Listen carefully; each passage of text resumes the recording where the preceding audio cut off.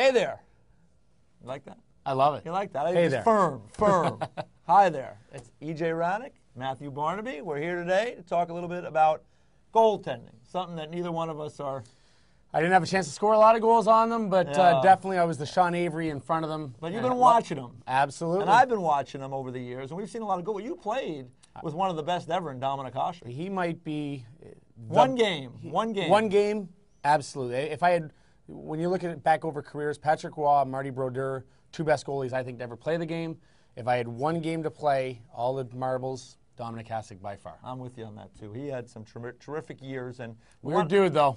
Weird dude. Well, but that's another story. That's another video that you might not see here at ESPN.com. But I want to talk to you a little bit about the Vezina Trophy, the front runners, because we do the trophy tracker each and every Wednesday. We update it on ESPN.com, and we're always looking to see who has, who's kind of moving ahead, who's moving back. For me this year, Tim Thomas has been the guy right from the start of the year. He's been terrific. I see him as the front runner.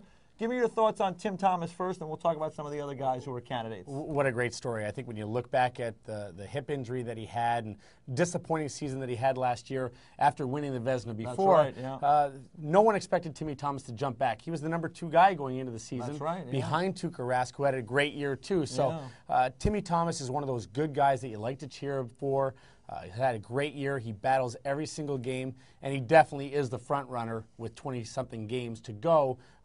Definitely the front runner in that category. The numbers came down a little bit. He was up in a really rarefied air, 945 save percentage, which is unheard of. Even the great Hasek we talked about was at 937. Yeah. And those were Hart Trophy years for Dominic Hasek. So the numbers have come down a little bit, but he had a little rest. One on the West Coast. The other night they played in Calgary. He played very well. So Thomas is still the guy. But after that now, it starts to, there are some guys moving along. Who do you see as maybe the next guy in that race? And totally opposite of what we've thought in the past. We've thought about the Ryan Millers and the Marty Brodeurs, and it's no longer that. The Roberto Luongos, who's had a good year, but they aren't up there with, like we said, Pekka Rinne has been great in Nashville. Another 2 goaltender system that's worked very well there. But Pekka Rinne, at his size, the system that they play, he's given them a chance to win every single game. And for a team that I didn't have in the playoffs, because of Pekka Rinne, really is in that mix to make the playoff push. He's a big part of that. And, I want to ask you, as a guy coming down the wing and shooter,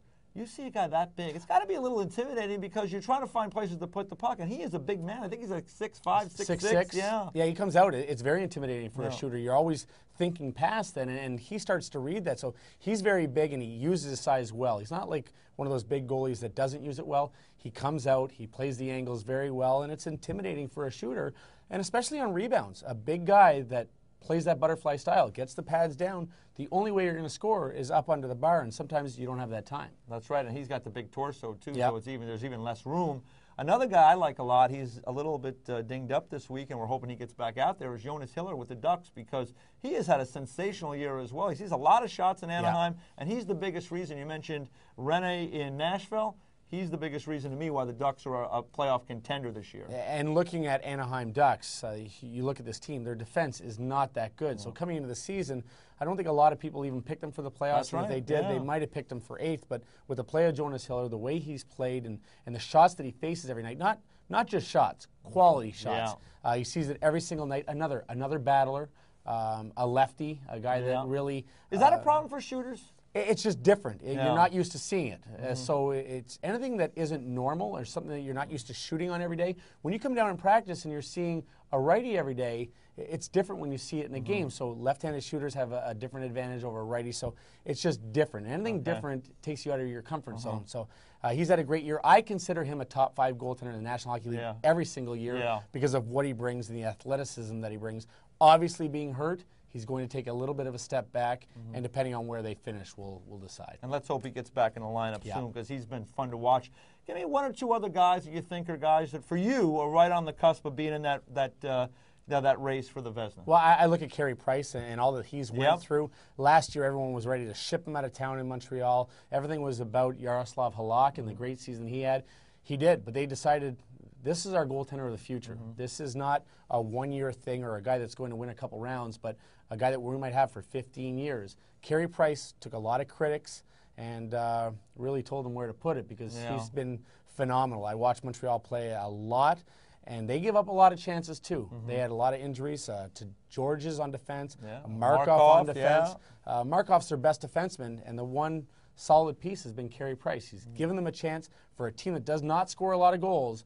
There's a lot of pressure to stop a lot of pucks, and he's done a great job. And he's another big goaltender, too. He is another butterfly goaltender. Yeah. I think that's where you see a guy like Marty Brodeur start to struggle now. He's not a butterfly goaltender. He's a stand-up guy that isn't that big, doesn't use the huge padding. Depends on his reflexes a lot. And really outsmarts guys a lot, too. He does. Like, you're a shooter coming down the wing on a Marty Brodeur, really in his prime, too. With the butterfly guys, you know, I got to get it up over the shoulder. With Marty Brodeur, you don't really know where that extra second it gets into your mind. And plus, they never gave up a ton of chances. That's true. But he was always, can't take that away. His numbers were great, and sometimes the hardest thing is not to stop those shots when you're not seeing 35 of them. Absolutely. So the winner for me still Tim Thomas. By far, Timmy Thomas. For me, it's not even close right now. The season he hasn't really had a lull. His numbers have come back a little bit, but he's been pretty darn good. All right, I'm with you, Tim Thomas for the Vezina, but we got a lot of season to go. We still got 20 or so games, and every Wednesday, check out on ESPN.com, the NHL page, our trophy tracker. We're always keeping track of the Hart, the Vezina, the Norris, all the big trophies. So stay with us right here. For Matthew Barnaby, I'm E.J. Raddick. Stay with us at ESPN.com.